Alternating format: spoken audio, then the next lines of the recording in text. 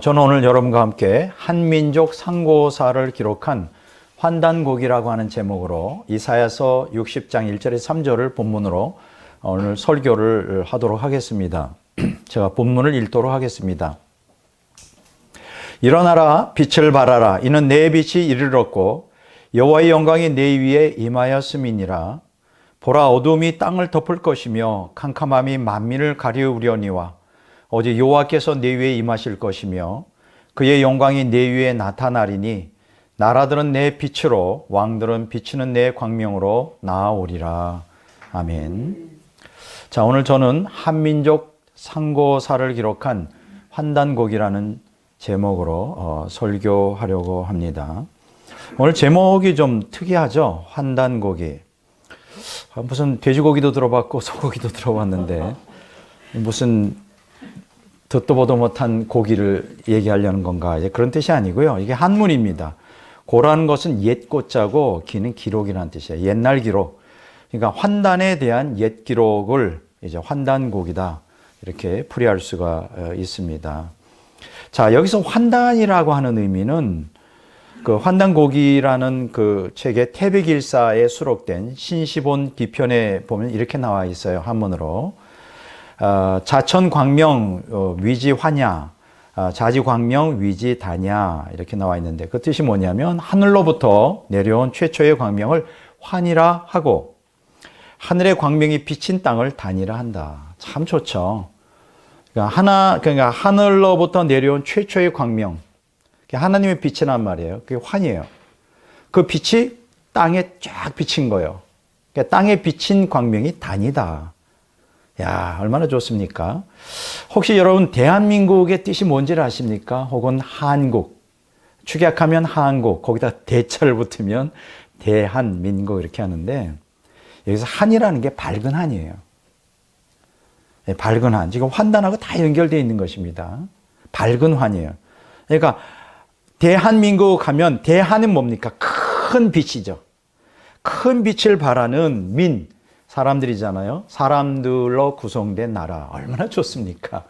우리가 신학적으로 말하면 빛의 자녀죠. 예. 이런 뜻을 갖고 있어요. 한국 하면 빛을 발하는 나라. 그러니까 우리 한국은 아예 이 세워질 때부터 빛의 사명을 띤 사명을 가진 그러한 나라다. 이게 제가 거짓말하는 거 아닙니다. 그래서 참 굉장히 이름이 좋습니다. 대한민국, 한국. 자, 그래서 따라서 이 환이라고 하는 건 하늘의 광명을 얘기하는 것이고요. 단은 이제 땅의 광명을 얘기하는 거고, 지금 대한민국의 이 한은 인간의 광명을 얘기하는 거예요. 결국 천지의 광명을 실현하는 역사의 주체를 뭐라고 말했느냐? 이 대한민국의 한이란 말이에요. 그러니까 천지의 광명을 실현해야 될 역사적 주체를 어떤 나라가 갖고 있느냐? 한국이 갖고 있다. 지금 제가 궤변을 넣는 거 아닙니다. 여러분들이 이러한 책이나 유튜브를 보면 이런 것들을 금방 알게 돼요. 제가 요약해서 여러분들이 쉽게 이해하도록 그렇게 하는 거죠. 이걸 달리 표현해 보겠습니다. 한민족은 온 땅을 광명된 세상으로 만들라는 하나님의 사명을 받은 민족이다. 야, 저는 그래서요. 제가 한국 사람으로 태어난 것이 얼마나 대단한지 몰라요. 제가 이제 우리가 70년대, 80년대만 해도 우리가 못 살 때 미국에 가서 영주권 받는 게 그렇게 부러웠잖아요. 그래서 제가 유학을 가서 마침내 영주권을 받았어요. 그걸 그린카드라 그러는데 뭐 그때만 해도 한국에 나오니까 막 80년 말 90년대 초에는 뭐 대단해요. 그린카드 영주권 갖고 있다. 우러러 보이죠. 그런데 영주권자들은 시민권자하고 달리 1년에 한 번씩 반드시 그 미국으로 들어가서 세관 통과를 봐야 돼요. 그때 이제 한국에 나왔다가 1년 만에 이제 겨우 이제 턱걸이에서 미국에 들어가는데 그 들어가는 입구에서 세관원이 이런 경고를 하더라고요. 당신이 영주권을 뺏길 수 있다. 그러니까 유의해서 일찍 미국에 들어와라. 근데 기분이 굉장히 나쁜 거예요.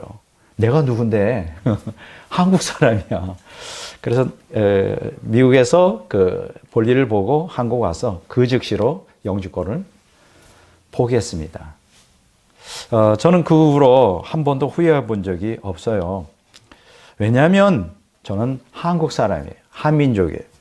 한민족은 온 땅을 광명된 세상으로 만들라는 하나님의 사명을 받은 민족입니다. 제가 이런 얘기 자꾸 하면 백 목사 무슨 뭐 잘못된 고기를 먹었나, 환단 고기를 먹더니 이상해졌나 이렇게 하는데 절대 그렇지 않습니다. 이제 오늘 설교와 다음번 설교를 들어보면 이제 그 사실이 여러분들에게 깊이 와닿을 거예요. 어쨌든 오늘 환단 고기에 대한 중심으로 그게 도대체 어떤 책이고 어떤 내용을 담고 있고 또 우리에게 시사하는 바가 뭔가를 이제 오늘 설교할 텐데, 어쨌든 제가 환단 고기라고 하는 걸 우연찮게 이제 접하게 된 거예요. 몇 년 전에.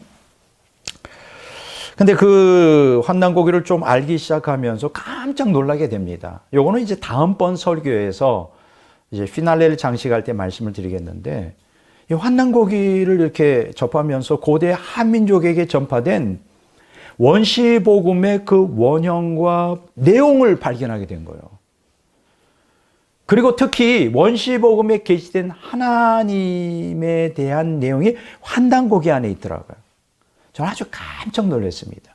그래서 그때부터 관심을 가지고 이제 조금 연구하기 시작하는데, 아직은 이제 환단 고기에 대한 본격적인 연구를 하지 않은 상태입니다. 앞으로 제가 이쪽 분야의 책도 이제 구속사적 관점으로 해석한 한민족사라는 제목으로 한민족 상고사, 고대사, 근대사, 현대사, 미래사까지 제가 구속사적으로 제가 책 한 권을 집필할 계획을 갖고 있습니다. 이 환단고기, 제가 오늘 책을 가져왔어요. 자, 이 책입니다.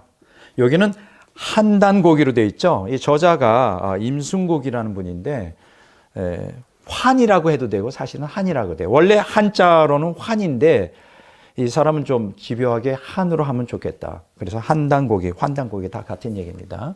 이 책에 보면 좀 자세히 나와 있습니다.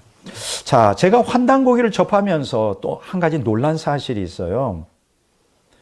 오늘날 한국 그 공교육 기관이 있잖아요. 그게 뭐 초등학교, 중학교, 고등학교, 뭐 대학교, 뭐 이런 데서 가르치는 한국 고대사 내용이 잘못되었다는 사실을 알게 됩니다.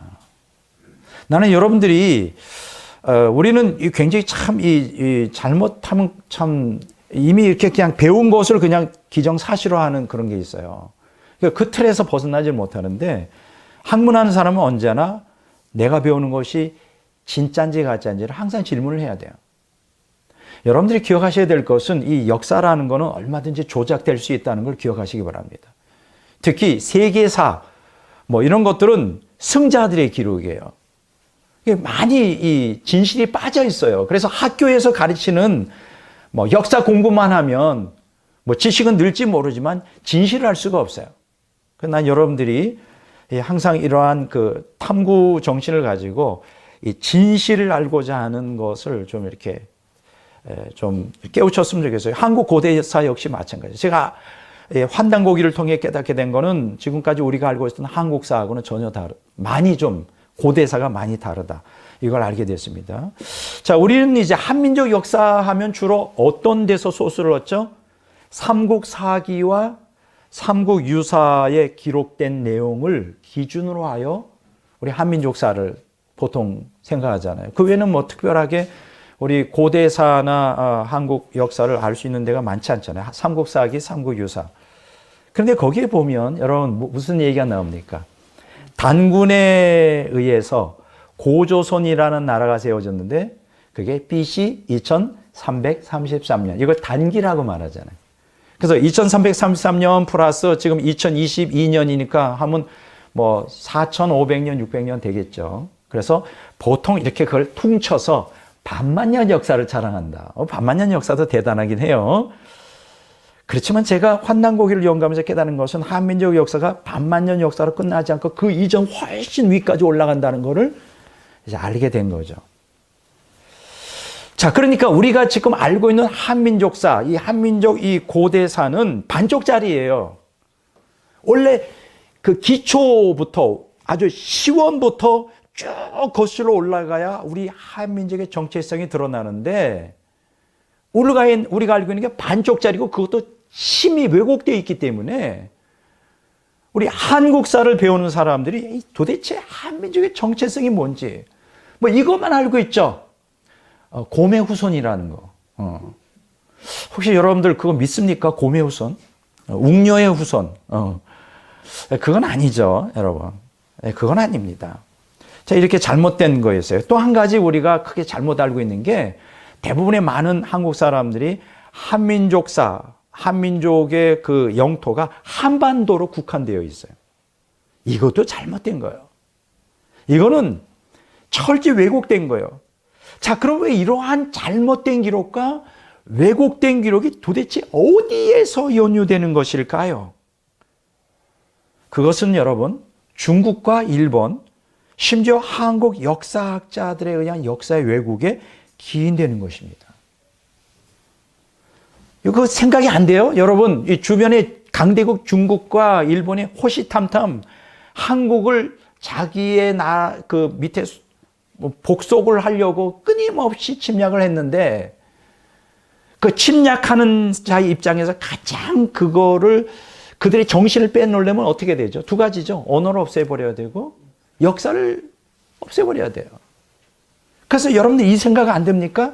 합리적으로 생각하면 오랜 세월 동안 중국과 일본이 한국 역사를 왜곡해왔다. 당연히 상식적으로 그렇게 생각하는데 문제는 뭐냐? 한국 강단 역사학자들이 그런 생각을 안 하고 있다는 거예요. 왜곡된 역사를 그냥 정사로 받아들여요. 이게 좀 안타까운 현실이에요. 저는 조직신학자지 역사학자가 아니에요. 만약 제가 역사학을 전공했다면 나 이대로 내버려두지 않습니다. 목숨을 걸고 우리의 한국 민족의 정체성을 찾기 위해서 역사를 왜곡된 걸 다 고치려고 할 건데 우리 대부분의 한국 강단을 주도하고 있는 한국 역사학자들은 중국에 의해서 일본에 의해서 심지어는 한국인 자체에 의해서 왜곡된 거를 그냥 앵무새 외우듯이 달달달달 외우고 그걸 또 전수하고 있어요. 참 답답한 일이죠. 그래서 제가 참다 제가 일어난 거예요. 이 조직신학자가 이 역사를 이거는 가만 놔두면 안 되겠다 해서 이제 조금 제가 다루게 됐습니다. 어쨌든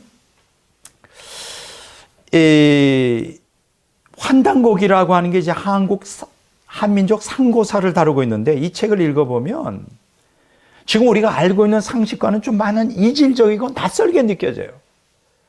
그래서 많은 사람들이 이 책에 있는 기록을 정사로 받아들이려고 하지 않아요. 이건 뭔가 좀 이상하다. 이게 오히려 조작됐다고 생각해요. 왜냐하면 이미 우리 안에 기본적인 잘못된 틀이 되어 있으니까요. 우리가 기억해야 될 거는 이 환단고기는 삼국사기와 삼국유사가 편찬되기 훨씬 이전, 그보다 1000년, 7, 800년 전이라 그럴까요? 1000년 전이라 할까요? 훨씬 이전부터 1000년에 걸쳐 편집되고 전수된 거예요. 그러니까 이 환단고기의 내용은 사람이 언어가 만들어지기 이전 구전으로 이렇게 전해지다가 그게 나중에 이제 돌에다가 이제 전해지다가 나중에 글로써 오랜 거의 1000년이라는 세월 동안 이렇게 우리에게 편집되고 전수되어 온 자료다 이렇게 생각하시면 되고요. 여러 자료들이 이 환단고기라는 한 권의 책으로 만들어져서 마치 성경이 66권으로 되어 있는 것처럼 성경이 1600년에 걸쳐서 기록된 것처럼 이 책도 1000년에 걸쳐서 여러 저자들에 의해서 편집되고 수집되고 해서 내려오는 그러한 한국 상고사에 대한 이야기를 기록한 책이 환단고기예요. 이렇게 되면 이해가 되실 거예요. 그런데 이 책이 우리에게 굉장히 낯설고 처음 들어보는 분이 많은 거는 이걸 최초로 일반 대중에게 공개된 게 언제냐? 1983년이라는 거예요. 지금으로부터 약 40년 전이에요. 40년 전. 얼마 안 되죠? 이유립이라고 하는 선생이 이걸 처음으로 공개적으로 이제 출판을 통하여 우리에게 알려지기 시작했어요. 그전에는 이게 책이 아니라 그냥 이렇게 한문으로 몇몇 사람들이 이러한 수집가나 학자들에 의해서 연구되어 왔고 대중들은 전혀 모르는 상태에 있어요. 이 1000년간. 그게 알 수가 없죠. 그냥 낯설죠. 이게 도대체 뭐야?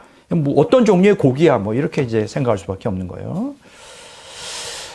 제가 여기서 굉장히 환단고기를 중시하는 건 이 환단고기 안에는 그 핵심이 뭐냐? 한민족이 하나님의 백성이라는 거를 전제하고 있어요. 이거 놀랍죠? 한민족이 하나님의 백성이라는 거예요. 그리고 이제 여기서 또 우리가 깊이 생각이 될 거는 이 환단고기는 고조선 이전에, 그러니까 우리가 보통 뭐 삼국육사, 삼국사기를 통해서 우리가 생각하는 건 우리 한국 역사의 최고봉이 고조선이라고 생각하잖아요. 역사를 그렇게 배웠어요. 그렇지만 이 환단고기를 보면 고조선보다 훨씬 이전에 동이족이 세운 환국과 배달국이라는 나라를 여기서 기술하고 있어요. 소개하고 있어요. 자, 뭐라고요? 고조선보다 훨씬 이전에 뭐가 있었다? 제일 최초의 나라가 동이족에 의해 건설된 환국과 그 다음에 배달국, 그 다음에 고조선이 나오는 거예요. 아, 놀랍죠?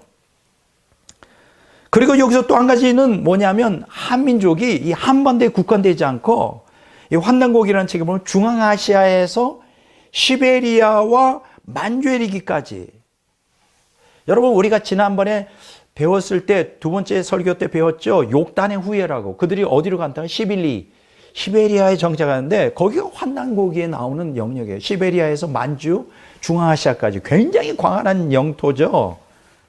우리 동이족, 그러니까 한민족의 조상이 그 광활한 중앙아시아부터 동북부 전체를, 아시아 전체를 갖다가 통치했던 나라다.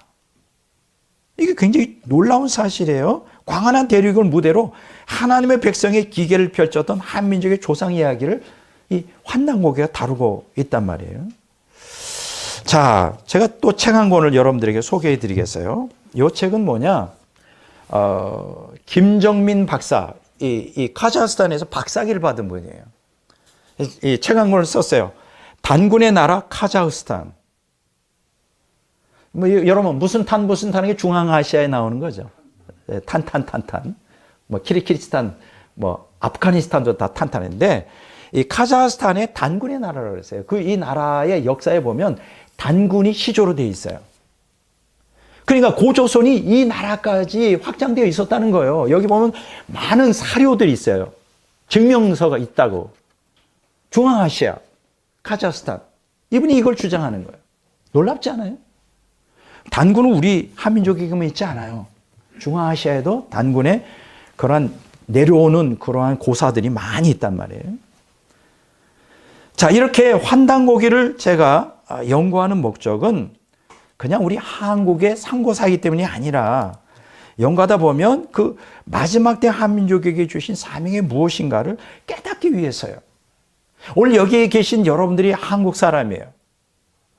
그런데 한민족인데, 한민족에 속하는데 내가 지금 무엇을 위해 살아야 되는지, 하나님 뭘 원하는지를 깨달아야 된다고. 그냥 이렇게 살다가 그냥 죽을 인생이 아니에요. 우리 한민이 특별히 하나님이 선민으로 택했다는 것을 제가 강조하는 게 잘 안 믿어지시는데 이게 역사적인 사실이에요. 그래서 하나님의 눈이 어디에 지금 와 있느냐? 한민족에게 와 있어요. 눈이. 한민족에 와 있다. 누가 마지막 때 나의 사명을 응답하고 이 사명을 감당할 자가 누가 있느냐? 그걸 찾고 있다고요. 하나님이. 거기에 응답하기를 바라는 마음으로 제가 이 설교를 지금 준비하고 있는 것입니다. 오늘 본문 말씀에 이사야서 60장 1절 3절을 제가 읽었잖아요. 요거는 이사야서 60장 전체, 그러니까 1절에서 22절 전체에 대한 핵심을 다루고 있는데요. 이제 본문의 내용은 여호와의 영광이 임했기 때문에 선민들은 빛된 삶을 살아야 되고 그로 인해서 어둠 속에 있는 마음이 그 빛을 향해 나올 것이다. 이게 예언인 거예요. 여러분, 빛이라는 단어가 1절, 3절, 19절, 20절에 반복해서 나타나고요. 영광 혹은 영화라는 표현이 1절, 2절, 7절, 9절, 13, 19, 21절에 반복해서 나오고요. 또한 기쁨 혹은 슬픔이 끝남이라는 표현이 5절, 12, 15절, 20절에 반복해서 나오고요. 위에 언급한 빛, 영광, 영화, 기쁨이라는 개념과 더불어 이방 사람들이 하나님 선민에게 와서 여호와께 예물을 드린다는 표현이 어마어마하게 나와요. 3, 4, 5, 6, 7, 8, 9, 10, 11, 12, 11, 13, 14절에 반복해서 나와요. 자, 다시 말해서 오늘 본문 말씀이 우리에게 말해주는 게 뭐냐? 하나님의 빛을 받은 하나님의 백성이 그 빛을 만방에 전파해야 될 사명이 있다는 거예요. 그 사명이 누구에게 주어졌죠? 첫 번째, 구약의 언약 백성이 이스라엘 백성들에게 줬는데 실패하고 말았어요. 자기 잘났다. 원래 아브라함을 볼 때 너를 통하여 만민을 구원받게 해주겠다고 택한 건데 오해한 거예요. 지금 그래서 자기만들을 위해서 그러니까 하나님을 자기 민족의 하나님으로만 국한시켜버렸어요. 이방 사람들을 개치고 했단 말이에요. 그러니까 하나님께서 이스라엘에게 기대했던 게 출애굽기 19장 5절 6절에 나와요. 그들을 시내산에서 언약 맺을 때. 두 번째로 신약의 성도들이 이 사명을 받았죠. 그것이 베드로전서 2장 9절 10절에 나와요. 빛을 발하는 이방의 빛을 전하는 백성이 되라. 그리고 마지막 종말 때는 또 하나의 선민 아리랑 민족을 택했죠. 그게 한민족이라. 이런 얘기하면 뭐 국뽕이 차오르는 건 맞고 가슴이 웅대해지긴 하는데 백목사 너무 좀 오버하는 것 같아라고 말하기 쉽지만 저는 절대 이 오버하는 거 아닙니다. 철저히 자료에 근거하여 역사적 사실에 근거해서 여러분들에게 말씀드립니다. 제가 분명히 말씀드립니다. 종말의 끝에 또 하나의 선민 아리랑 민족 한민족을 하나님은 반드시 쓰실 거예요. 이 나라는 망하지 않아요. 저는 수년 전부터 이걸 얘기했어요. 제가 수도침실에 조직신학 교수로 섬기고 있는데 목사님들이 걱정을 많이 하는 거예요. 나라가 망할까 봐. 지금 상황 봐도 망할 것 같지 않아요. 막 북한에서 그냥 끊임없이 도발하고 망할 것 같아. 제가 분명히 말씀드립니다. 우리나라 망하면 구속사가 완성이 안 돼요. 망하지 않습니다. 앞으로도 그걸 외칠 거예요. 다만 여러분 국가의 안위가 걱정되면 기도만 하세요. 기도만 하시라. 걱정하지 말고. 자, 시간이 없어서 자세한 얘기는 안 하고요. 우리는 사명이 있어요. 사명이 있는 민족은, 사명이 있는 사람은 그 사명을 완수할 때까지는 죽지 않는 거예요. 이스라엘이 결국 여러 번 망했지만 실패했지만 없어졌어요? 아니잖아요. 지금도 있잖아요. 생생히 살아있잖아요. 하나님은 우리 민족과 함께 하십니다. 자, 제가 오늘 세 가지 측면에서 오늘 설교를 이끌어 가려고 하는 첫째는 뭐냐? 자, 이렇게 한민족, 하나님께서 택한 민족이고 하나님 백성이고 빛의 자녀로서 마지막 때 사명이 있는데 그러니까 마귀가 얼마나 싫어하겠어요. 주변에 마귀의 지배받는 중국이나 일본 사람들이 얼마나 이 한민족을 싫어하게 되냐. 역사를 싫어하잖아. 왜냐, 한민족의 역사가 드러나면 자기네들은 열등의식에 사로잡힌다고 중국과 일본이. 끊임없이 역사를 보면 중국과 일본이 끊임없이 한민족의 역사를 왜곡하고 말살하려고 끊임없이 시도했어요. 자, 그래서 저는 오늘 한중일 역사전쟁에 대해서 얘기를 하겠습니다. 이게 얼마나 치열한지. 첫째, 중국의 한국 고대사 왜곡을 들어보겠어요. 여러분, 이 중국의 한국 고대사 왜곡이 본격적으로 된 거는 2002년부터 중국 동북 3성, 제가 얘기했죠. 흑룡강성, 길림성, 요령성인데 여기가 바로 이 동이족들의 세계죠. 여기가 중국에 여기에서 발행했던 과거 고조선, 고구려, 대진, 발해, 대진을 발해라 그래요. 의 역사, 한국 역사를 자국의 역사로 귀속시키기 위해 동북공정을 저지르기 시작했어요. 고조선, 고구려가 발해가 자기 역사라는 거예요. 말도 안 되잖아요. 얼마 전에 뭐 자세한 걸 여기서 제가 얘기하지 못하지만 이제 한중 수교 30주년 기념해서 이제 중국에서 어떤 박물관 같은 데서 이제 전시를 했어요. 그래서 한국 역사도 거기다 전시를 했는데 문제가 일어났습니다. 한국은 분명히 고조선, 고구려 역사를 거기다 해놨는데 얘네들이 이걸 갖다가 빼버렸어. 그걸 중국 거라고 위조를 해버렸어. 난리가 났어요. 그래서 막 대사들이 항의하고 그래서 그거 철거했어요. 중국이. 그 짓을 한다고 지금도. 얼마 안 돼요. 몇 달 안 됐어요. 신문에 보면 나오시죠. 그럼 왜 이렇게 중국이 끊임없이 동북 삼성을 자기 땅이라고, 고조선 고구려가 자기 역사라고 하면서 동북공정의 이 만행을 자행하는 걸까요? 그 이유가 1980년대 접어들면서 동이족이 창단한 홍산문화 유적지가 요룡성 지역의 천여 곳에서 발굴이 돼요. 한 곳도 아니고. 그 요하의 문적의 실체가 드러난 거예요. 그 전까지는 동이족은 저거는 야만인이다 하고 역사에 취급도 안 하고 무관심했는데, 아니 그 황하 문명보다 1000년이나 앞섰어. 한족이 만들어놓은 황하 문명보다 1000년이 앞선 고도의 신석기 문화 중심지가 요룡성에서 홍산문화라고 하는데 요하 문명이 발견이 된 거예요. 이게 동이족 문명인 거예요. 그래서 동북공정이 시작된 겁니다. 아, 이거 안 되겠다. 안 되겠다. 그런데 여기서 끝난 게 아니에요, 여러분. 이 중국의 이 한국 고대사 왜곡은 언제 시작됐을까요? 한나라 때. 중국의 역사가, 여러분, 사마천이라면 모르는 사람 없을까요? 사마천. 중국의 최고의 역사가요. 이 사람이 BC 145년에서 86년까지 살았던 사람인데, BC. 이 사람이 중국 최고의 역사인데, 이 중국 하원주 왕조를 통치했던 동이족을 다 제거해버리고, 그 동이족을 빼고 거기다 누굴 넣었는지 알아요? 한족으로 대체해버렸어요. 누가? 사마천이 역사 왜곡을 대대로 시도한 거예요. 그러니까 여러분, 오늘날 중국 역사는 사마천이 왜곡하여 조작한 중국사예요. 그러니까 중국 원래의 역사가 없어진 거예요. 원래 중국 역사는 동이족이 주도를 하고 중심이 돼 있는데 그걸 없애버리고 한족으로 바꿔버렸어요. 왜곡된 역사지. 사마천이 만들어낸 화하족의 역사예요. 그러니까 한족이라고 하는 거는 사마천의 머리에서 나온 거예요. 머리에서. 원래 한족의 역사가 없어요. 잡족이란 말이에요. 죄송합니다. 그렇다고 그들을 비하하는 건 아니에요. 잡족이란 말이에요. 원래 역사가 없어요. 역사는 동이족이 세운 하운주 시대에 그게 중국의 역사의 본질이고 핵심인데, 이걸 갖다가 동이족을 없애버리고 한족의 역사로 다 바꿔버렸다. 그래서 제가 책 한 권을 또 가지고 나왔어요. 보세요. 이런 책들 보면 여기 다 나와요. 사기. 여기 사기는 사기친다는 게 아니라 역사 기록이라는 뜻이에요. 중국 역사. 2000년의 비밀. 이덕일이라는 분이 있었는데 사마천이 만든 중국사 보세요. 중국사를 기록한 게 아니라 사마천이 조작해 만들었어요. 동이족을 없애버리고. 그 책을 여기서 자세히 기록하고 있는 거예요. 제가 지금 얘기하는 게 그냥 주관적인 얘기하는 거 아닙니다. 이런 철저한 연구와 사료를 통하여 여러분들에게 깨우치는 거예요.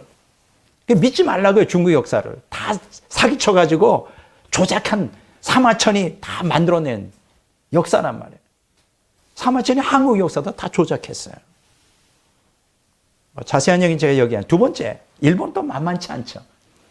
일본의 한국 고대사 왜곡이에요.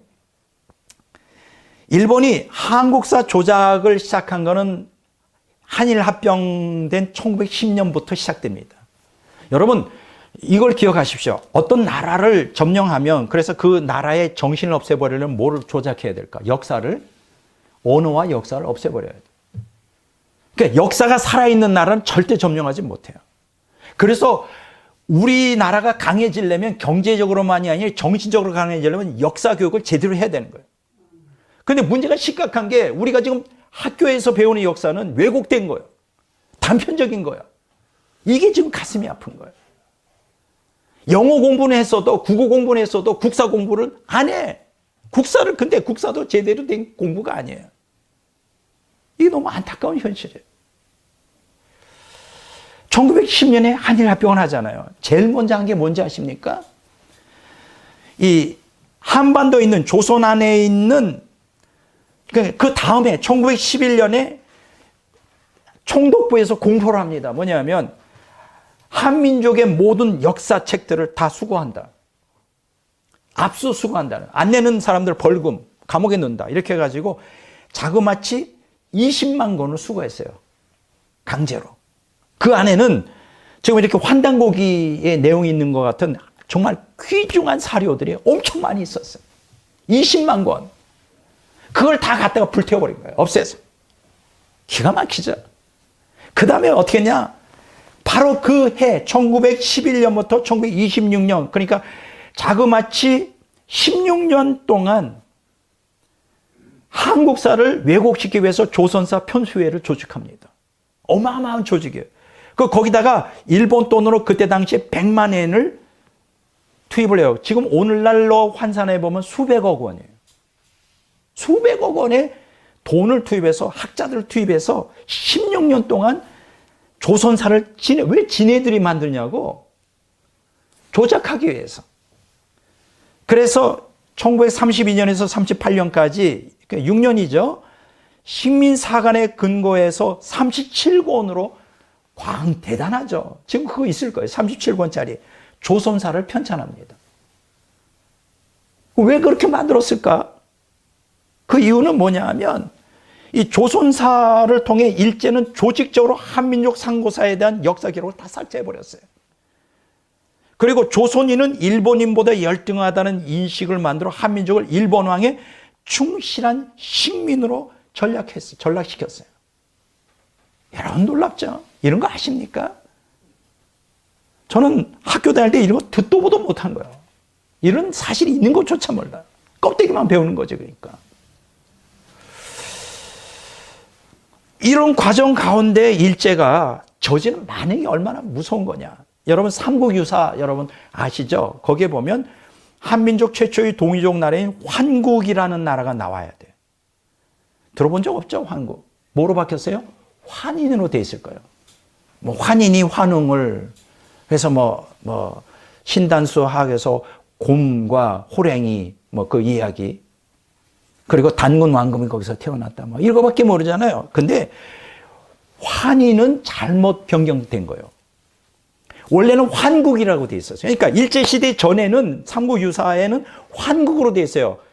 그 밝은 빛을 나는 나라국. 이렇게 돼 있고 옥자로 되는 게 약자잖아요. 그거가 비슷한 자가 있어요. 이렇게 왁구가 돼 있고 대자 하면 인자가 되잖아요. 옥자를 대자로 바꿨어요. 비슷하니까. 그래서 환국을 환인으로 바꿨어요. 누가? 일제가. 변경했어요. 그래서 일제 이전에 삼국유사는 환국으로 돼 있고 일제 이후에 우리 삼국유사는 환인으로 돼 있어요. 그러니까 나라를 사람으로 바꿔버렸어요. 환인, 환웅, 단군 이렇게 돼버렸어요. 마치 아브라함, 이삭, 야곱처럼. 아니에요. 환국과 배달 환웅, 배달에 의한 환웅, 그 다음에 고조선 이렇게 나오는 나라들이에요. 나라들. 이걸 갖다가 일본 일제가 다 변개해버렸어요. 기가 막히죠? 이로 인해서 일제는 환국을 계승한 배달과 고조선을 호구의 나라로 아주 우습게 아주 멍청한 나라 백성들로 만들었어요. 그리고 곰의 후손으로 만들어버렸어요. 나 곰의 후손이랄 때 기분 되게 나빠요. 나 하나님의 자녀요. 여러분 곰의 자손이에요? 여러분 할머니가 곰이에요? 화를 내야 돼 이럴 때는. 근데 우리는 그렇게 배웠어. 화 안 내요. 그래. 곰의 후손을 그래 신화지. 신화가 어디 있어요 여러분. 참 일본이 이 한국 고대에서 왜곡 참 기가 막힙니다. 16년 동안 이 짓을 했고 엄청난 돈을 투자해서 37권이나 이 조선사를 만들어서 그래서 어떻게 이 나라의 정신을 갖다가 정체성을 없애버리자고. 이걸 아느냐고. 그걸 또 좋다고 강단 사학자들은 그냥 비판 없이 또 일본 사람들이 변경해 놓은 변개시켜 놓은 그 역사를 또 우리 거라고 그냥 지금까지도 주장하고 있어. 왜곡된 역사를. 참 기가 막히죠. 세 번째, 또 기가 막힌 일이 있어요. 중국과 일본이 왜곡한다는 건 이해해요. 우리나라를 정신 없애야 되니까. 한국 사람도 한국 고대사를 왜곡해요. 참 기가 막히죠.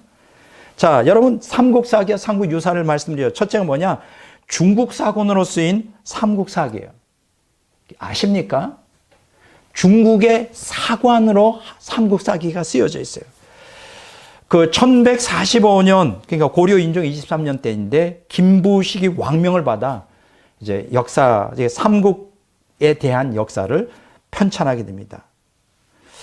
삼국지대를 편찬하는데 삼국사기가 쓰일 당시 그때 우리나라를 통치했던 나라는 금나라예요. 천자국이라고 그러죠. 자기네들은 하나님의 자녀 나라다. 황제는 천자다. 하나님의 아들이다. 자처하면서 고려를 복속해버렸죠. 이런 시대적 배경에서 유학적인 김부정의 중화 사대주의의 잣대로 한민족 역사를 서술합니다. 뭐 자세한 내용은 제가 얘기를 안 했어요. 정말 들으면 기분 너무 나빠가지고. 중화 사대주의, 그러니까 우린 중국에 속해 있는 나라다. 우리는 부족한 나라다. 중국은 우리의 주인이다. 뭐 이런 거죠. 중화 사대주의를. 김부식이 그렇게 해서, 그러니까 뭐예요? 왜곡될 수밖에 없는 거예요. 두 번째로는 불교 사관으로 쓰인 삼국유사예요. 1281년 고려 충렬왕 7년 때죠. 승려 1년이 이제 삼국유사를 편찬하는데, 삼국유사에 보면 한민족의 상고세인 환국과 배달, 고조선의 역사를 뭘로 바꿨느냐 하면 환인, 환웅, 단군 3대에 걸친 인물사로 왜곡시켜버렸어요. 아까 제가 얘기했죠. 일본이 환국을 환인으로 바꿨다고. 도기, 배달국의 초기 역사를 신화로 변개시켜버립니다. 신화. 곧 배달국의 백성으로 귀화하고자 찾아온 웅족과 호족 두 부족을 한 마리 곰과 한 마리 호랑이로 전락시킨 거예요. 이게 이제 불교가 신화를 이렇게 미화한 거예요. 신화로. 특히 일련은 환국을 불교 신화에 나오는 호구의 나라로 묘사합니다. 여기 삼국유사에 보면 소규 환국이라는 그 한 문자가 있는데 옆에 붙인 위제석야라고 하는 주가 있는데요. 이 제석은 불법을 수호하는 신을 얘기해요. 이게 이제 제석천의 줄임말인데 이게 불교에도 신화가 있단 말이에요. 신을 얘기해요. 이걸 불교식으로 다 각색을 해가지고 왜곡을 시켜요. 기가 막히죠. 여러분 보세요. 중국 사관으로 쓰인 삼국사기, 불교 사관으로 쓰인 삼국유사. 여러분 기억하십시오. 왜 환단고기의 그 기록들이 정사로서 천년간 이제 계속 수집되고 그게 내려왔는데 왜 그게 인정을 못 받았을까? 고려 조선 시대에는 중국 사대주의가 강했어요. 여러분들이 다 알아요. 그래서 왕들이 한민족 상고사에 대한 기록을 금서로 규정을 해버립니다. 읽으면 벌금 내고 감옥에 쳐놓고 고문하고 그랬던 시대예요. 그런데 어떻게 해서 이게 우리까지 내려왔느냐? 기가 막혀요. 자세한 건 여기서 제가 말씀을 못 드리지만 이 환단고기를 수집하고 이 편집한 학자들이 왕궁, 그러니까 쉽게 얘기하면 왕의 서재, 그러니까 왕의 도서관.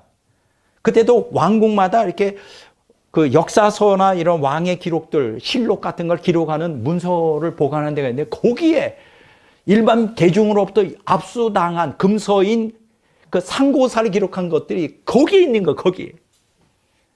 그 사관으로서 그거를 갖다가 평생 연구한 사람, 연구도 해요. 그래서 이게 내려오는 거예요. 일반 대중들은 그걸 접할 수, 왜냐하면 한국 상고사에는 뭘 말해주게요? 중국보다 우리가 형님인 거야. 그러면 그게 밝혀지면 중국이 가만 놔두겠어요. 그러니까 왕이 벌벌 떠는 거예요. 알려주면 안 되니까. 그래서 금서로 규정돼서 이런 그 연유가 있는 것입니다. 자, 오늘날 강단 사학자들은 중국, 일본, 한국 역사학자들이 왜곡한 우리 역사를 아무런 비판 없이 수용하고 가르치고 있어요. 이 한심한 사람들. 한심한 사람들 아니야. 오히려 한민족 상고사를 기록한 환단고기를 위서로 배쳐가고 있는 실정이에요. 이게 가슴 아픈 일이죠. 자, 그러면 이제 지금까지는 이제 이러한 환단고기를 배척하는 중국, 일본, 한국 역사학자들에 대한 얘기를 했다면 이제 환단고기 자체를 한번 좀 도대체 무슨 내용을 기록하고 있는 것일까 좀 요약해서 설명을 드리고자 합니다. 그래서 두 번째 환단고기에 기록된 한민족 상고사. 자, 환단고기는 4권으로 구성되어 있어요. 첫 번째가 삼성기, 두 번째 단군세기, 세 번째 북부여기, 네 번째 태백일사. 이렇게 4권으로 구성되어 있는데 삼성기에는 환국과 배달국에 대해서 기록하고 있어요. 환국이라는 나라가 있었고 통치 제도 뭐 이런 쭉 얘기를 하고 또 그 다음에 이어지는 배달국에 대해서 기록하고 있어요. 그리고 두 번째 단군세기에는 고조선의 역대 47대 단군의 이름과 재위기간이 업적이 다뤄지고 있어요.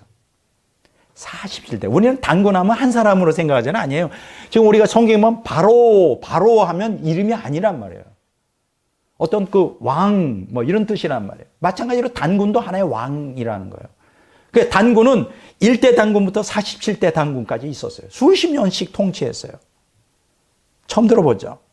이 역사가 이렇게 왜곡이 되면 이렇게 되는 거예요. 47대 단군의 이름과 재위기간, 업적이 쫙 단군세계에 기록되고, 세 번째 북부여기는 그 환국이 멸망하고 고조선을 계승한 북부여 전반적인 기록을 담고 있어요.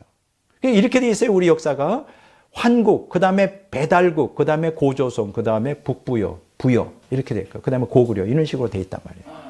이렇게 여러분들이 이해하시면 됩니다. 그리고 마지막 이 책이 굉장히 중요한데, 요거는 이제 제가 다음번에 자세하게 얘기할 건데, 태백일사라는 게 있어요. 태백일사, 여기 태는 뭐예요? 큰 태죠. 백은 뭐예요? 빛이라는 거죠. 큰 빛의 일사, 이름 뭐예요? 하나님이에요. 큰 빛을 발하는 하나님에 대한 이야기. 태백일사. 요거는 이제 두 가지를 기록하고 있어요. 동방 한민족의 사라진 고대 역사를 기록하고 있고요. 두 번째로 거기에서 소도 경전 분훈 편이라는 곳이 있는데, 여기 중요한 거예요. 여기에 두 가지 내용이 기록돼요. 하나는 천부경, 두 번째는 삼일신고. 여기 천부경 하니까 무슨 뭐 그 박태선 장로 천부교 그게 아니고요. 여기 천부라는 거는 하늘의 소리라는, 하나님의 말씀. 얼마나 좋아요? 그걸 기록한 거예요. 삼일신고는 뭐냐면 삼일체 하나님을 기록하는 거예요. 삼일체 하나님에 대한 교훈. 얼마나 좋습니까? 그래서 이 천부경과 삼일신고는 삼일체 하나님을 언급하고 있어요. 저는 이걸 보고 거의 기절하는 뻔했어요. 뭐 여기에 대해서는 자세한 건 다음번 설교의 마지막 역사 설교에서 하겠지만, 오늘은 이제 그렇게만 말씀드리고, 이렇게 해서 네 권으로 번역되어 있는데, 사실 환단고기에서 앞권은 뭐예요? 태백일서에 기록된 이러한 삼일체 하나님에 대한 계시. 여러분 들어봤습니까? 삼일체 하나님이 신구약 성경 이전에, 훨씬 이전에 원시복음의 원형인 바로 이 환단고기 안에 있다는 게 나는 너무 놀라운 거예요. 뭐 자세한 건 이제 다음에 하겠습니다. 자, 그러면 환단고기에 기록된 한민족 상고사가 어떤 내용을 담고 있느냐 간단하게 말씀드립니다. 여러분, 한민족의 조상이 누구냐면 동이족이에요. 그 뭐 눈이 얘기하고, 동이족이 세운 최초의 나라가 뭐예요? 환국이에요. 빛의 나라. 빛을 발하는 환국의. 그럼 환국이 어디라 그랬죠? 아까 제가 뭐라 그랬죠? 중앙아시아에서 시베리아와 만주에 이를 만큼 광대한 나라다. 그래서 김정민 박사가 쓴 단군의 나라 카자흐스탄, 이게 중앙아시아에 있잖아요. 여기서 이러한 그 환국의 나라의 그거를 다 볼 수 있는 거죠. 근데 환국을 세운 이 환족의 굉장히 광활한 지역을 다루다 보니까 9족속이 구성되어 있어요. 9족속으로 나눠져 있어요. 그 9족속이 12나라를 세웠어요. 그러니까 환국은 연합국이에요. 우리 미 합중국처럼 51개 주가, 그 51개 나라가 연합해서 하나의 합중국이 된 것처럼, 영국 연방처럼 그런 거죠. 그러니까 환국은 9개 족속으로 구성되어 있고 12개 나라로 이루어져 있다. 이렇게 보시면 돼요. 굉장히 광범위한 거죠. 뭐 요거는 여러분들이 뭐 추가적으로 좀 이해해야 되지만, 이 환국 당시에 오늘날 아메리카 원주민인 인디아는 환국의 환족이 베링 해협을 건너 남북 아메리카 이주한 후손들이죠. 어떤 면에서는 남미 아메리카 인디언들은 우리하고 좀 같은 좀 피를 나누고 있는 형제다, 이렇게 볼 수도 있습니다. 형제까지는 안 가더라도 근원을 같이 하고 있다, 이렇게 볼 수 있습니다. 자, 환국시대 말 한 부족이 이제 12개 나라가 있고 여러 부족이 있다 그랬잖아요. 9개 부족이 있는데 그 중에 서자부라고 하는 부족이 있었는데, 거기에 환웅이 백두산에 신실을 세우고 배달국이라는 걸 세웁니다. 이해가 되죠? 자, 환국에서 뭐가 나온다고? 서자부를 통하여 배달국이 나온다. 이 한민족이 최초로 세운 국가를 배달이라고 합니다. 그러니까 동이족은 우리의 민족이지만 그 한민족이 최초로 세운 배달, 서자부가 세운 나라가 이제 우리하고 직접 연결되는 이제 한민족의 이제 조상이다, 이렇게 말할 수 있습니다. 여러분, 배달민족 하면 제가 지난번에 얘기했죠. 유튜브를 딱 치면 배달민족 하면 이렇게 배달해 주는 거, 그게 아니란 말이에요. 우리 한민족은 배달민족인데, 이 배달이라는 게 참 좋습니다. 대한민국, 한국도 참 좋은 나라 이름인데, 배달은 밝음을 뜻하는 배예요. 발다할 때 발이에요. 배달. 배와 땅을 뜻하는 달이 합쳐진 거예요. 그러니까 배달은 무슨 뜻이에요? 광명의 땅이다. 그러니까 하나님의 빛을 받은, 또 빛을 전해야 되는 사명을 띤 그러한 땅이다. 얼마나 좋습니까? 배달이라는 게. 광명의 땅. 우리 민족을 배달결의 혹은 발달 민족, 빛의 자녀 이렇게 부르는 거는 한민족의 첫 번째 나라가 배달국이기 때문에 그래요. 이해가 좀 되시죠? 자, 이 배달 민족은 중국 한족이 한자로 발달을 정확하게 발음 못하는 거예요, 이 사람들이. 그러니까 한자로 옮겨지는 과정에서 중국 역사서에 동이로 표기가 돼요. 이때부터 동이라고 표현되기 시작해요. 아, 그렇구나. 배달이 발음이 잘 안 되니까 그걸 한자로 표기하는데 동이로 바뀌었구나. 그래서 옛날이나 지금이나 중국 역사학자들은 동방 한민족을 동이족이라고 칭합니다. 이때 나온 거예요. 아, 이런 역사적인 배경이 아죠. 그리고 배달 동이족이 창달한 홍산 문화는 동북아 신석기 문화의 최고봉이죠. 훗날 중국 황하 문명의 천룡류에 나타나는 황하 문명의 밑거름이 됩니다. 뭐 이런 역사적인 배경을 좀 이해하시면 돼요. 이제 그 다음에 환국, 그 다음에 배달국, 그 다음에 뭐가 나오느냐. 이제 고조선이 나와야 되죠. 단군 왕검이 배달 9 환족 전체를 하나로 통일합니다. 이게 결국은 이제 고조선이 9개의 환족을 다 통일하기 때문에 결국은 뭐예요? 환족도 다 우리 동이족 같은 민족이다. 이렇게 보면 되는 거예요. 9개 환족을 전체로 하나로 통일해서 BC 2333년 고조선을 건국합니다. 자, 단군 왕검은 고조선의 개국 시조로 송화강 유역 아사달, 지금 어디냐면 흑룡강성의 하얼빈이에요. 여기에다가 도읍을 정해요. 그 남서쪽으로 계속 내려가요. 백악산 아사달, 지금은 이제 길림성의 장춘이라고 볼 수 있고요. 또 다시 남쪽으로 더 내려가 장당경 아사달에 이제 천도를 합니다. 지금의 요령성 개원시. 그러니까 여러분 보세요. 길림성, 요령성, 흑룡강성이 동북 3성인데 이게 옛날에 우리 고조선의 땅이었어요. 근데 왜 여기서 한 가지 질문이 생기죠. 왜 자꾸만 남쪽으로 내려갔을까? 남서쪽으로 내려갔다 남쪽으로 내려갔다 나중에는 이제 한반도로 들어오기 시작하는데, 그래서 우리가 시베리아까지 갔다 그랬잖아요. 시빌리에서 이제 욕단 후손들이고 거기가 굉장히 춥지 않습니까? 장춘도 굉장히 가봤는데 엄청 추워요. 영하 30도, 뭐 많이 나면 40도까지 내려가는데 옛날에 몇천 년 전에는 굉장히 온화했대요. 그만큼 기후가 변화가 돼서 점점 내려오는 거죠. 사람이 살 수 없으니까. 이제 그건 여러분들이 참고를 하고요. 어쨌든 이제 고조선이 그렇게 이제 세 군데로 도입을 하면서 언제 멸망했느냐? BC 108년에 멸망합니다. 멸망할 때까지 47년의 단군이 다스렸고 하운주 중국 고대 왕조를 지배했어요. 누가? 한민족이. 왜냐하면 BC 2070년에서 BC 1600년에 하나라가 있었고 우나라는 BC 1600년에서 BC 1046년, 주나라는 BC 1046년에서 BC 250년. 그러니까 고조선 이후의 나라잖아요. 다 다스렸어요. 다 다스렸다고. 한민족이 대단한 민족이에요. 고조선이 대단한 나라였어요. 한편 고조선 말기인 BC 239년에 웅심산이라는 것을 근거지로, 이 웅심산은 지금의 길림성이에요. 해모수가 북부여를 건국합니다. 어디서 들어본 것 같지 않아요? 드라마 안 나와요? 고주몽의 아버지. 대단하네. 이제 그것까지 온 거예요. 고주몽의 아버지가 해모수인데 이게 이 사람이 북부여를 건국합니다. 북부여. 여러분, 고주몽이 고구려를 만들죠. 그러니까 북부여에서 고구려를 이렇게 내려가는 거예요. 재밌죠? 이게 다 역사적인 사실이에요. 해모수가 북부여를 건국합니다. 그 후 백악산 아사다를 점거하고 단군으로 추대돼요. 그러니까 이제 고조선을 인계받는 거니까 자기도 단군이다 하고 고조선을 계승한 북부여의 역사가 BC 232년에 시작됩니다. 이게 다 역사에 있어요. 이렇듯 북부여 BC 239년에 시작해서 AD 494년까지 존재했는데 이게 고조선을 계승하였다는 사실이 뭡니까? 한민족 고대사의 국맥통을 바로잡는 핵심 요체가 되는 거예요. 그러니까 우리가 한편 북부여의 시조 해모수의 후손인 고주몽, 이 사람이 BC 58년에 BC 19년까지 됐는데 이 사람이 BC 37년에 고구려를 세웁니다. 이렇게 보시면 돼요. 환구, 그 다음에 배달구, 그 다음에 어디예요? 고조선, 그 다음에 북부여, 그 다음에 고구려. 이렇게 되어 있는 거예요.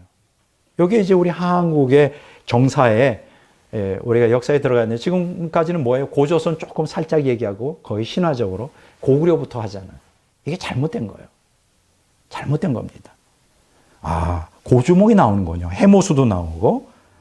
참 신기합니다. 드라마가 이런 것들을 우리가 했군요. 이렇게 해서 제가 이제 환단고기에 우리 한민족사의 역사가 이렇게 광대하고 역사가 깊구나 하는 걸 우리가 알게 되었습니다. 자, 세 번째로 말씀드리겠어요. 이제 마지막 이제 주제가 되는데, 환단고기 하면 한국 상고사를 기록한 건데, 또 경악스러운 일이 있어요. 일본판 환단고기가 있어요. 이건 또 뭐지? 그래서 어떤 학자들은, 자, 일본판에도 환단고기가 있다. 근데 그러면 한국판 환단고기를 어떻게 믿어? 일본 민족도 환단고기를 갖고 있는데. 그러면 그것이 어떻게 유래됐는가를 설명드리겠습니다. 일본판 환단고기의 실체. 1979년에 이유립 선생이 환단고기 번역 작업을 이제 다 하고, 이 사람이 가난했나 봐요. 후일에 출판을 목적으로 박창암 장군이라는 분이 이제 친분이 있어서 이분한테 환단고기 원규를 넘겨줘요. 잘 보관하고 계세요. 나중에 형편이 되면 책으로 출판하겠습니다. 그때 이 기가 막히게 이 냄새를 맡은 와세다 출신의 변호사였던 99일본인 가지마 노보루. 이름도 좀 이상하죠. 가지마 노보루가 박창암 장군과 좀 친분이 있었나 봐. 얘기를 하다가 환단고기를 듣고 욕심이 난 거지. 그러냐고 그래서 한국에 와서 뭐라고 속였느냐. 이 가지마 노보루 변호사가 환단고기를 일본어로 번역해서 한국의 위상을 높여주겠다. 제가 출판해 주겠습니다 하고 막 사정해갖고 원고를, 그 원고가 하나밖에 없는데 뺏어갔어요. 그래 놓고는 이 환단고기를 가지고 일본에 가져가서 이 사람이 3년 동안 일본어로 번역합니다. 일본어로. 그리고 1982년 7월에 일본 역사의 관점으로 이걸 다 변조시켜요. 다 뜯어 고쳐. 일본 역사로. 그래서 일본판 환단고기를 1982년 7월에 출판합니다. 나쁜 놈이죠, 사실. 정말 이런 인간들 때문에 정말 나 이런 것 들으면 막 속이 상해가지고. 가지마 노보루는 일본판 환단고기야말로 일본의 민족사라고 막 주장을 하는 거예요. 원래요, 여러분들이 알고 있는 상식으로 알아야 되는데 일본에는 일본석이라는 게 있어요. 이게 이제 그들의 정사예요. 일본석이. 거기에 보면 일본국의 기원은 BC 660년. 그냥 한참 뒤죠. 왜냐면 백제에서 넘어갔으니까. 고조선에서 넘어가고 북부여가 멸망을 넘어가고 그 다음에 백제에서 넘어가고 신라에서 넘어가고 그러니까 일본 서기가 사실은 원래 한국 사람이 쓴 건데 그걸 이 사람들이 변기하면서 일본 자기 국사를 하면서 BC 660년 초대 진무천왕 이 사람이 한국 사람이에요 사실은. 진무천왕이 즉위하면서부터라고 못 받고 있어요. 그러니까 일본 역사는 BC 660년 한반도 역사가 더 오랜 거잖아요. 그런데 가지마 노보루가 일본판 환단고기를 근거로 일본 국가 기원을 BC 그거보다 1600년간에 앞당겨 일본 서기 기록은 이거 가짜다 이렇게 또 얘기하는 거예요. 그리고 일본판 환단고기가 일본의 정사로 인정받아야 된다고 선언했어요. 내가 계산해 보니까 660년 플러스 1600년 하니까 2260년 되더라고요. 우리 고조선이 언제 시작됐어요? BC 2333년이죠. 그러니까 우리보다 조금 밑에 된 것처럼 사기를 친 거예요. 이 사람이 막 학계에 막 정부 기관에 막 떠벌리니까 놀라운 게 뭔지 알아요? 나는 이게 참 부러워요. 일본의 내각 총리 대신 뭐예요? 일반 총리잖아요. 총리부터 시작해 의회 국회의원들, 학자들, 지방단체장들, 종교단체장 무려 1040명이 일본판 환단고기를 적극 지지하고 나왔습니다. 옳소, 맞습니다. 그리고 현직 이제 총리의 추천을 받아 일본판 환단고기를 일본에서 공인해 일본 국사화를 시도했고요. 의원들이 추천을 받아 이걸 법적으로 인정하는 또 법적인 조치를 취했고요. 역사학자들의 추천을 받아 학술적 지지를 이끌어냈어요.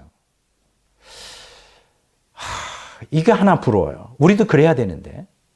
근데 우리나라는 어떻게 했는지 알아요? 일본이 일본판 환단고기를 갖다가 막 이렇게 환호를 하고 난리를 피고 환영할 때 그게 이제 우리 한국에도 소식이 전해질 거 아니에요. 대한민국의 상당수 대학, 여기 어느 대학이 다 나와 있는데 생략하고요. 언론사들, 국가기관들이 이걸 환영했습니다. 우리도 지지합니다. 정신 나간 거예요. 정신 나간 거예요. 우리도 환영한대요. 일본판 환단고기를. 그리고 이 문제 때문에 이제 문제가 심각해져서 이제 1986년에 바로 임순국 교사 이걸 만들어낸 거예요.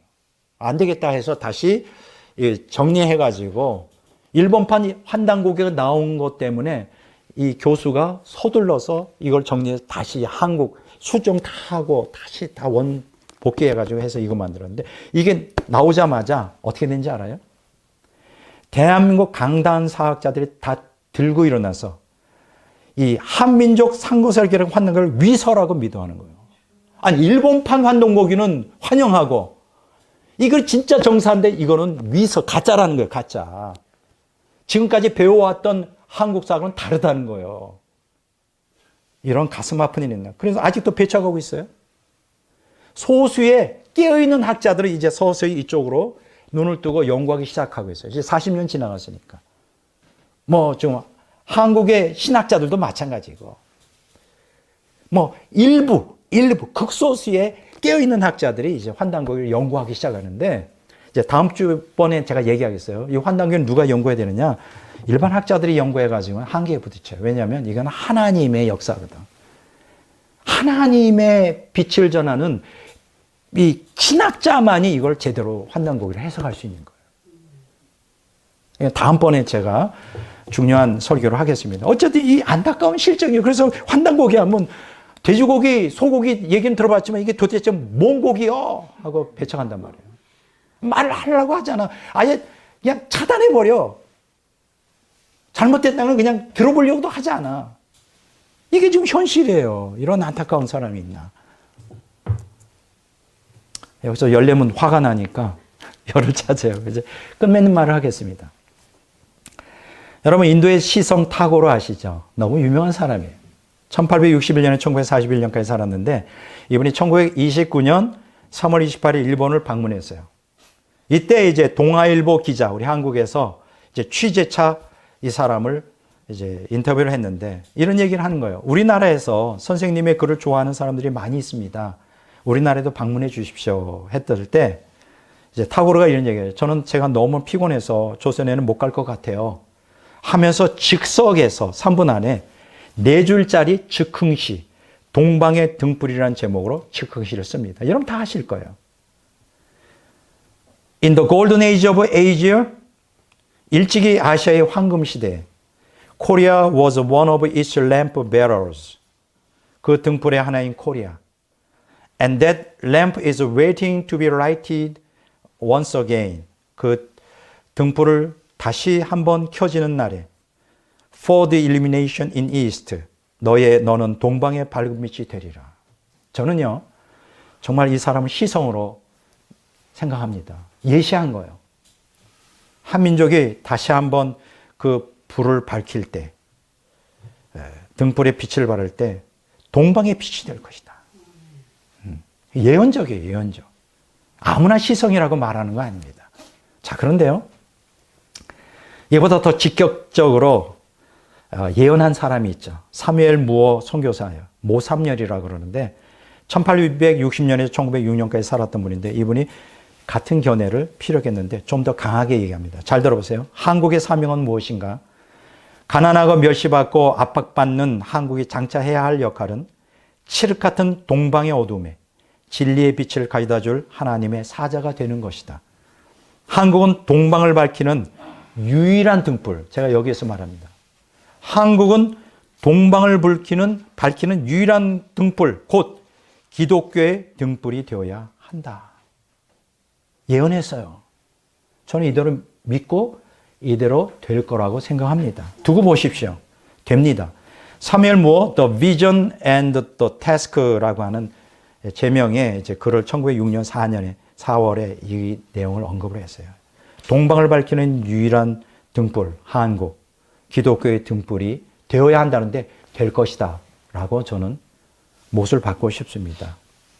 자, 환단고기는 하나님의 빛을 어두운 땅에 구현하는 역사의 사명을 한민족이 받았음을 기록하고 있는 한민족 상고사 책이죠. 다른 말로 말하면 한민족은 복음으로, 여기 중요합니다. 복음으로 온 땅을 광면된 세상으로 만들라는 하나님의 사명을 받은 민족임을 환단고기는 가르치고 있어요. 이게 얼마나 참 놀라운 책입니까?